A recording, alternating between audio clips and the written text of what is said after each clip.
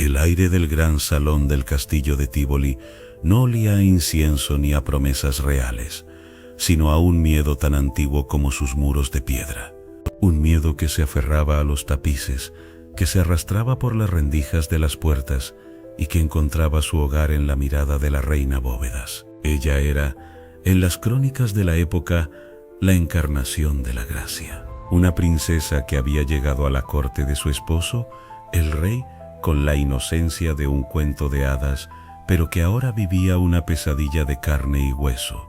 El rey, su esposo, el hombre que le había jurado amor y protección ante Dios y el mundo, ahora la miraba, no con adoración, sino con la frialdad calculadora de un verdugo que sopesa su próxima víctima. Como un juramento sagrado, pronunciado en la opulencia de una ceremonia real, se puede transformar en la más cruel de las traiciones. Cómo el amor de un hombre puede mutar en un instrumento de tortura tan devastador que ni el silencio del alma puede esconder su atrocidad. Para entender la agonía de Bóvedas, hay que remontarse al inicio de su matrimonio.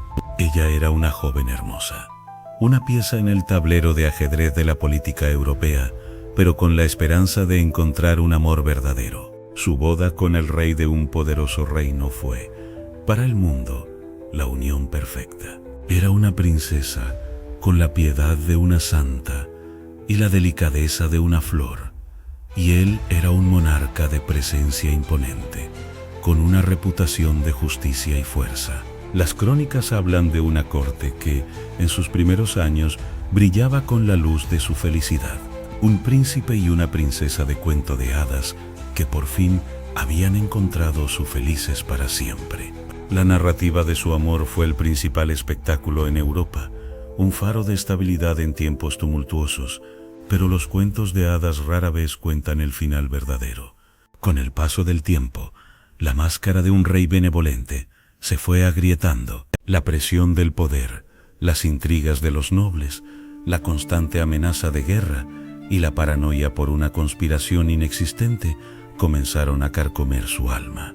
El rey, que alguna vez amó a su esposa, ahora veía en ella no a una compañera, sino a un objeto que, con cada fallo y cada capricho de la política, se convertía en el blanco de su frustración. El juramento que había pronunciado ante Dios y su pueblo de amarla y protegerla se desvaneció en el eco de sus gritos y en el silencio ominoso de su desprecio. La corona de Bóvedas, una vez símbolo de su dignidad, se convirtió en una jaula dorada. El inicio de su tormento no fue con cadenas o con un látigo. Fue algo mucho más sutil y mucho más horripilante. Fue el aislamiento. El rey, en su paranoia, comenzó a alejar a la reina de su corte. Sus damas de compañía eran reemplazadas por espías, sus amigos de la infancia eran desterrados, y su propia familia era vista con suspicacia. Bóvedas, una mujer que una vez fue el centro de su mundo, ahora estaba sola. Su voz, una vez escuchada y respetada, ahora era ignorada o, peor aún, castigada con un desprecio gélido. Los pasillos que caminaba con gracia ahora resonaban con el eco de sus pasos, una metáfora perfecta de su soledad. El punto de no retorno se alcanzó en una cena. Un embajador extranjero, al intentar elogiar la belleza y la gracia de la reina, provocó un estallido de furia en el rey. En lugar de recibir el cumplido con orgullo, el rey se levantó, arrojó su copa de vino y la humilló frente a toda la corte. La acusó de ser una aduladora y en su locura la llamó serpiente. La vergüenza y el terror que sintió Bóvedas en ese momento fueron más profundos que cualquier dolor físico. Fue la confirmación pública de que su amor había muerto y que ahora vivía a merced de un monstruo. La corona, una vez símbolo de su unión, se había convertido en el yugo de una prisionera. Es la historia de una reina que fue borrada de las crónicas, una víctima de la oscuridad que puede habitar en el corazón de un monarca. Es un recordatorio de que la tortura no siempre deja cicatrices físicas y que el dolor más profundo a menudo se esconde detrás de las paredes de un palacio. Si te atreves a explorar el terrible secreto de una reina que fue torturada por el hombre que amaba, te invitamos a unirte a nosotros. Suscríbete a Crónicas de la Tortura, porque la historia en su forma más cruda, rara vez termina con un felices para siempre. Capítulo 2. La bestia en el trono. El nacimiento de un monstruo. Dicen que los monstruos no nacen, se hacen. Pero, ¿qué hace falta para transformar a un rey, ungido por el clero y aclamado por su pueblo, en una bestia de tiranía y paranoia? Para Bóvedas, el amor de su esposo fue un cuento de hadas, pero el cuento que de verdad importaba era el que se escribía en la mente de su esposo. Era una historia de sangre y poder, de temor y ambición. El mismo poder que lo elevó, también lo despojó de su humanidad. Los cimientos de su crueldad no se encontraron en un solo acto de maldad, sino en un lento y agonizante deterioro, una transformación que convirtió al monarca en el verdugo de su propio hogar. Cuando el rey de Tívoli ascendió al trono, era un hombre de promesas. La historia lo recuerda por su mano fuerte, por su intelecto afilado y por su habilidad para mantener a los nobles a raya. Era, en sus primeros años, un gobernante justo, un estratega formidable en el tablero de ajedrez de Europa. Pero debajo de su armadura brillante y sus trajes de terciopelo, latía un corazón que había sido moldeado por el miedo. Creció en una corte donde las intrigas eran tan comunes como el aire que respiraban. Vio cómo los nobles conspiraban, cómo los rivales tramaban, y cómo la traición se movía silenciosamente como una serpiente en los pasillos de su palacio. Esta infancia en el fango de la política lo dejó con un miedo corrosivo a perder el control. Un miedo que, con el tiempo, se transformaría en el motor de su paranoia. Un evento en particular marcó un antes y un después. Un intento de asesinato fallido, orquestado por un noble de su propia corte que él había considerado leal. El rey sobrevivió, pero su alma, a partir de ese momento, fue una herida abierta. Dejó de ver a sus consejeros como aliados y los empezó a ver como amenazas potenciales. Su confianza se evaporó, reemplazada por una suspicacia que se alimentaba de la soledad del poder. Empezó a castigar a la ligera. Un simple rumor podía costarle la cabeza a un hombre, y la sospecha más mínima era suficiente para llenar las mazmorras de su castillo. Se construyó una red de espías y delatores que le susurraban al oído historias de conspiración, reales o fabricadas, que no hacían más que aumentar su paranoia. A medida que su paranoia crecía, su crueldad se volvía más pública y más atroz. Los castigos ya no eran solo para la traición, sino para la desobediencia, la crítica o simplemente la mala suerte. Los castigos, que una vez fueron severos, se volvieron brutales, con la intención de aterrorizar a la población y someterla a su voluntad. Se dice que el rey tenía una obsesión con la imagen de la justicia perfecta, pero su justicia no era más que un disfraz para su propia venganza personal. Los ejemplos de su tiranía comenzaron a multiplicarse, creando un ambiente de terror que se extendió por todo el reino. En un acto que se recuerda hasta el día de hoy, el rey ordenó la ejecución pública de un antiguo consejero, un hombre que había servido fielmente a su familia durante décadas, solo por una sospecha de traición que nunca se probó. Pero el rey no se conformó con un simple ahorcamiento. Ordenó que el consejero fuera torturado brutalmente antes de su muerte, a la vista de todo el pueblo, como una advertencia grotesca a cualquiera que se atreviera a desafiarlo. Este evento marcó la transformación final. Ya no era un rey que buscaba justicia, sino un monstruo que disfrutaba de la tortura de sus enemigos. El miedo se había convertido en su arma principal y el dolor en su firma. El rey que una vez fue elogiado por su sabiduría, ahora era temido por su tiranía.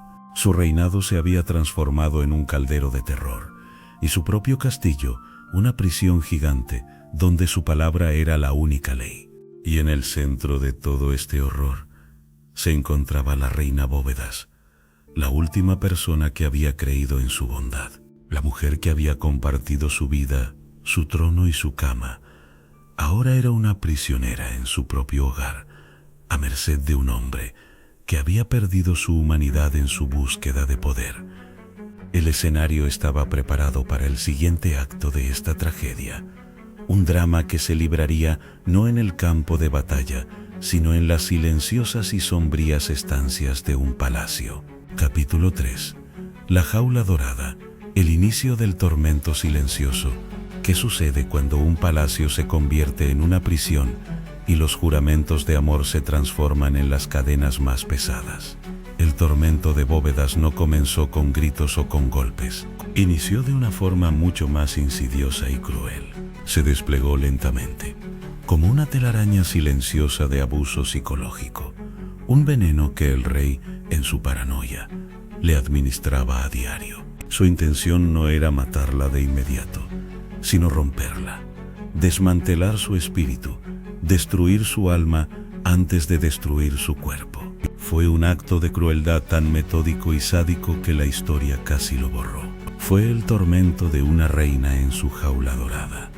El primer paso fue el aislamiento. El rey, que ahora veía enemigos en cada sombra, no podía tolerar que su esposa tuviera su propia corte, sus propias confidentes. Con la excusa de la seguridad del reino, fue despidiendo a las damas de compañía de Bóvedas, a las amigas de su infancia, a las mujeres que habían viajado con ella desde su tierra natal. Fueron reemplazadas por cortesanas, que el rey eligió personalmente, mujeres que, como la reina pronto descubriría, le informaban de cada una de sus palabras, de cada una de sus lágrimas. Las cartas que escribía a su familia eran interceptadas y leídas, y las respuestas, en su mayoría, nunca llegaban a sus manos. Se cortó su contacto con el mundo exterior. Las murallas del castillo de Tívoli, una vez un símbolo de su protección, ahora se habían convertido en las paredes de su prisión. Los pasillos, que antes resonaban con las risas de sus damas, ahora solo tenían el eco de sus propios pasos, un recordatorio constante de su soledad. Luego vino la humillación pública, una herramienta cruel que el rey usaba para manipular a su corte. En los grandes banquetes y fiestas, en lugar de sentar a Bóvedas a su lado, la obligaba a sentarse en una mesa menor, ignorándola por completo. En ocasiones, el rey se divertía haciendo chistes crueles a su costa, o inventando historias de cómo la reina, en su supuesta debilidad, era una fuente de vergüenza para el reino. Los cortesanos, siempre listos para lamer la bota del poder, se unían a las risas. Con cada broma, Bóvedas sentía que una parte de su dignidad moría. La corona que llevaba pesaba más que nunca, y el esplendor de su vestido no podía ocultar la miseria en su mirada. Era una reina para el mundo, pero para su esposo y su corte era una burla. Pero la peor de las torturas era la manipulación, el veneno psicológico que la hacía dudar de su propia cordura. El rey, en su paranoia, la acusaba de infidelidad, de tramar en su contra o de tener intenciones oscuras. Las acusaciones venían de la nada, sin pruebas, sin lógica, y Bóvedas se veía obligada a defenderse, a llorar y a rogar por su inocencia, solo para ver cómo el rey sonreía con una crueldad que la hacía temblar. El gaslighting, una técnica tan antigua como la realeza, se convirtió en su castigo diario. La hacían dudar de sí misma, de su memoria, de su valor. Se vio atrapada en un laberinto de miedo y confusión, donde la única salida parecía ser la locura.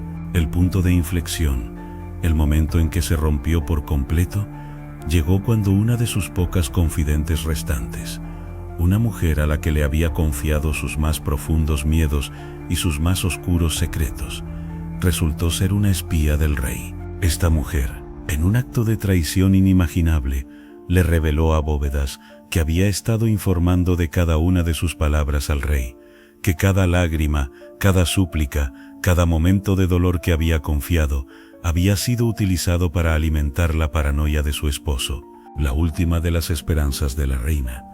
La esperanza de tener un alma en la que confiar se desvaneció en el aire. La jaula dorada, que hasta entonces había sido un símbolo de su prisión, ahora se había convertido en la tumba de su alma. La tortura silenciosa había terminado su trabajo. La historia de la tortura de Bóvedas nos muestra una verdad oscura y aterradora. No siempre el dolor más grande es el que se inflige con un látigo o una daga. A veces, El verdadero horror se esconde en el silencio de un palacio, en la soledad de un alma y en la traición de la confianza. El mundo veía a una reina hermosa en su esplendor, pero no podía ver el infierno que ardía en sus ojos. Y en el corazón de esta tragedia, la crueldad del rey se reveló en su forma más pura y despiadada. El escenario estaba preparado para la siguiente fase de su calvario, el momento en que el tormento psicológico se convertiría en algo mucho más tangible. Capítulo 4. El sello de la crueldad. El castigo al vientre y la sangre. La vida, en un palacio de intrigas, a menudo es solo el preludio de la muerte. Y la esperanza, una ilusión cruel que se desvanece al primer soplo de malicia. Tras años de tormento silencioso, la reina Bóvedas, la mujer que había sido despojada de su dignidad y de su cordura, le dio al rey lo que más anhelaba, un hijo, un varón. El castillo se llenó de júbilo y por un breve momento el sol pareció brillar de nuevo. Pero, ¿qué sucede cuando la bendición de un hijo se convierte en una maldición y la maternidad, el acto más sagrado de la vida, se transforma en la fuente de una tortura inimaginable? Para Bóvedas, la llegada de su hijo no fue el fin de su calvario, sino el inicio del castigo más brutal y personal que un rey podría infligir. La paranoia del rey, que había encontrado un hogar en los pasillos de su palacio y en los corazones de sus cortesanos, ahora se centró en la fuente misma de la vida, el cuerpo de su esposa. El príncipe, un niño frágil, enfermó. Y aunque la medicina de la época era precaria, el rey no buscó la causa en la naturaleza. La encontró en Bóvedas. En su mente, consumida por la locura, el niño no estaba enfermo por el destino, sino por los fallos de su madre. La reina, la mujer que le había dado el heredero, fue declarada la culpable de la fragilidad de su propio hijo. El cuerpo que había llevado la esperanza de un reino, ahora era un símbolo de su fracaso y una fuente de castigo. El castigo no fue con cadenas, sino con un veneno mucho más lento y doloroso, el terror psicológico. El rey comenzó a aislar a Bóvedas de su hijo. Le prohibió que lo tocara, que lo amamantara o que lo visitara sin su permiso. Con cada negativa, el rey le recordaba que ella era una madre indigna, una mujer cuyo cuerpo había fallado. La reina, desesperada por ver a su hijo, tuvo que rogarle a su esposo por el privilegio de estar con el niño que ella misma había parido. Y el rey, en su crueldad, le otorgó este privilegio solo en ocasiones, usando a su propio hijo como un arma para infligirle dolor a su madre. El castigo se volvió aún más brutal. El rey, obsesionado con la purificación del cuerpo de su esposa, la obligó a someterse a rituales medievales de purificación. La obligó a ayunar por días, a tomar hierbas amargas y a someterse a tratamientos dolorosos de los que se decía que limpiaban el cuerpo de los humores malignos. Bóvedas, la reina de un poderoso reino, se convirtió en una prisionera en su propio lecho, un conejillo de indias en los experimentos de la locura de su esposo. Con cada día que pasaba, el rey se convencía más de la debilidad de su esposa, y su crueldad se profundizaba. El nacimiento de su hijo, que debería haber sido la prueba de su éxito, se había convertido en la prueba de su fracaso, y la maternidad en un infierno. El punto de no retorno llegó en un arrebato de ira. El príncipe, en su frágil salud, empeoró, y el rey, en un ataque de locura, irrumpió en las habitaciones de Bóvedas. La arrastró frente a sus damas y a sus consejeros, y con un grito lleno de odio, declaró que el cuerpo de la reina era una abominación, una fuente de mal que había maldecido a su hijo. Le arrebató la custodia del príncipe de forma permanente y la prohibió de verlo de nuevo. La reina, que había soportado la humillación pública, el aislamiento y el tormento psicológico, finalmente se rompió. Las lágrimas de dolor y la desesperación de una madre que había sido separada de su hijo resonaron en las paredes de ese palacio, un testimonio silencioso de la tiranía del rey. El príncipe, que debería haber sido un símbolo de su amor, se había convertido en el arma más cruel que su esposo usó en su contra. La historia de la reina Bóvedas es un recordatorio de cómo la obsesión por el poder puede pervertir incluso los lazos más sagrados. El rey, en su búsqueda de un heredero perfecto, no solo torturó a su esposa, sino que también corrompió el amor de un padre por su hijo. El castigo al vientre de su esposa no fue solo una crueldad personal, sino un acto de monstruosidad que marcó a su propia familia. Y con este acto, el escenario quedó listo para la fase final del Calvario de Bóvedas, un tormento físico que pondría fin a su vida. Capítulo 5. El último acto, el secreto del calabozo y el fin de una reina. Cuando la paranoia de un rey ya no se satisface con la tortura del espíritu, y el veneno del miedo ya no basta para alimentar su crueldad, ¿qué ocurre entonces? ¿Qué sucede cuando el palacio, esa jaula dorada que una vez fue el símbolo de un tormento silencioso, se transforma en un calabozo de piedra, y los susurros de la corte se apagan ante el sonido de unas cadenas? Para Bóvedas, la reina que había sobrevivido al dolor de su alma, llegó el último acto de su calvario. La violencia, que hasta entonces había sido invisible, se manifestó en su forma más brutal y despiadada. La tortura psicológica dio paso a la tortura física, y el verdugo de su alma se convirtió en el verdugo de su cuerpo. La razón de este cambio fue tan arbitraria y cruel como cualquier acto del rey.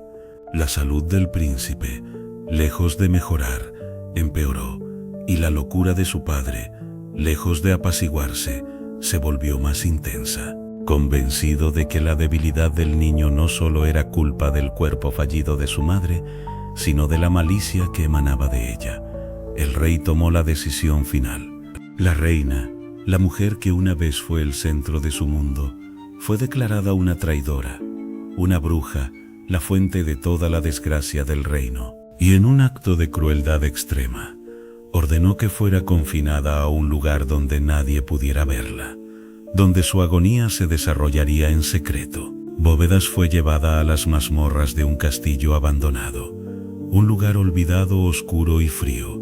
Fue despojada de sus vestiduras reales y vestida con ropas de mendigo, una humillación final para una reina que había perdido todo, menos su dignidad.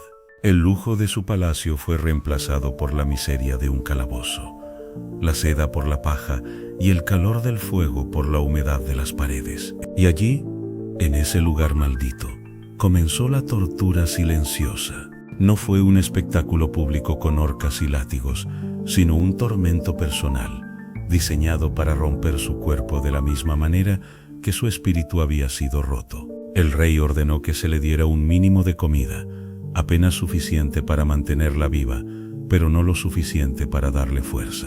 La obligó a permanecer de pie durante horas, con cadenas que se aferraban a sus manos, dejando marcas de sangre en su piel.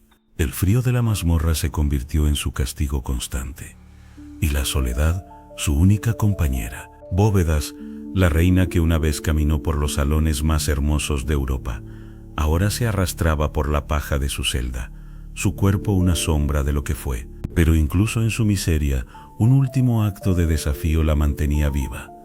La esperanza de ver a su hijo, una esperanza que el rey, en su crueldad, había usado para torturarla.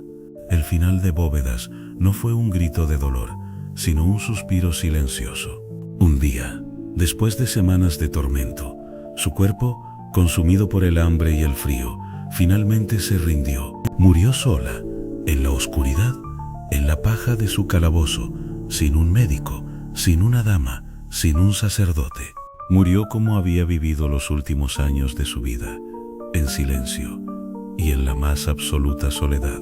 Y en un último acto de crueldad, el rey ordenó que su muerte fuera un secreto de estado. Su cuerpo fue enterrado en una tumba sin nombre en los terrenos del castillo. La historia de la muerte de Bóvedas es un recordatorio de que no todas las atrocidades son públicas. El rey, en su locura, no solo torturó y asesinó a su esposa, sino que también intentó borrar su existencia. Su muerte fue una demostración de poder absoluto, un acto final de crueldad que no buscaba la validación de la corte, sino la satisfacción de su propia sed de venganza. El secreto de la mazmorra de Tívoli no fue solo el fin de una reina, sino el epitafio de un rey que había perdido su alma. El rey, que había comenzado su vida con la promesa de justicia, terminó su reinado con un acto de maldad tan personal y tan atroz, que la historia tuvo que olvidarlo para no sucumbir a su horror. Capítulo 6. El eco de un grito silencioso y el legado de la tortura. El sol salió una vez más sobre el castillo de Tívoli, pero la luz que iluminaba sus muros no podía disipar la oscuridad que se había apoderado de sus cimientos. La reina Bóvedas, la mujer que una vez fue el alma de ese lugar, había muerto en el silencio de una mazmorra. El rey, su esposo y verdugo, se encargó de que su muerte no fuera más que una nota a pie de página en las crónicas. Un secreto que el reino entero intentó olvidar. Pero, ¿se puede borrar por completo un grito de agonía? ¿Qué ocurre cuando el silencio se convierte en la mayor de las torturas? Y la historia, en lugar de recordar a la víctima, solo recuerda al tirano. El legado de la reina Bóvedas no está en los libros de historia, sino en el eco de un grito silencioso que todavía resuena en las paredes de ese castillo. Un recordatorio del precio que se paga por el abuso del poder. Después de la muerte de Bóvedas, el rey continuó su reinado de terror. Se casó de nuevo, pero su corazón, ahora un nido de paranoia y crueldad, ya no podía sentir amor.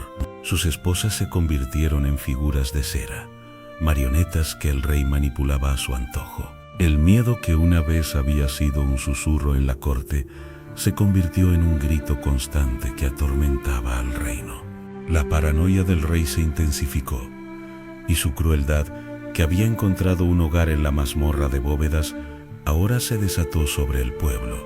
Los castigos eran brutales, las ejecuciones frecuentes, y el reino entero vivía a merced de su locura. El rey, en su búsqueda de poder, se había convertido en un esclavo de su propia tiranía, un monstruo que devoraba todo a su paso. El final del rey, como el de su esposa, fue solitario y cruel. El hombre que una vez fue la encarnación de la fuerza, se convirtió en una sombra de sí mismo, un viejo enfermo y decrépito, atormentado por fantasmas que solo él podía ver. Murió solo, sin un amigo, sin una lágrima. El reino celebró su muerte, no por la alegría de un nuevo monarca, sino por el alivio de la liberación de su crueldad. Y así, el rey que había intentado borrar la memoria de su esposa, terminó siendo olvidado por la historia. Un tirano que la historia recuerda con una mezcla de horror y desprecio. Pero el legado de la reina Bóvedas, aunque borrado de las crónicas, perduró. Su historia, un secreto que se pasó de boca en boca, se convirtió en una advertencia, una fábula oscura sobre el poder, el abuso y el terror que se puede esconder detrás de los muros de un palacio. Su vida, un testimonio del tormento que puede infligir un hombre, y su muerte, un recordatorio de que no todas las atrocidades son públicas. Su historia, una crónica de la tortura, nos enseña que el dolor más profundo no es el que se grita, sino el que se sufre en silencio, y que la crueldad más grande no es la que se exhibe, sino la que se esconde detrás de la máscara del poder. Y en su historia encontramos una lección, una verdad que la historia oficial rara vez cuenta, que el poder, sin empatía, no es más que una forma de autodestrucción. Si te atreves a seguir explorando los rincones más oscuros del pasado y desenterrar las verdades que la historia ha intentado ocultar, te invitamos a unirte a nosotros. Suscríbete a Crónicas de la Tortura, porque el pasado, por más oscuro que sea, tiene lecciones que nunca debemos olvidar.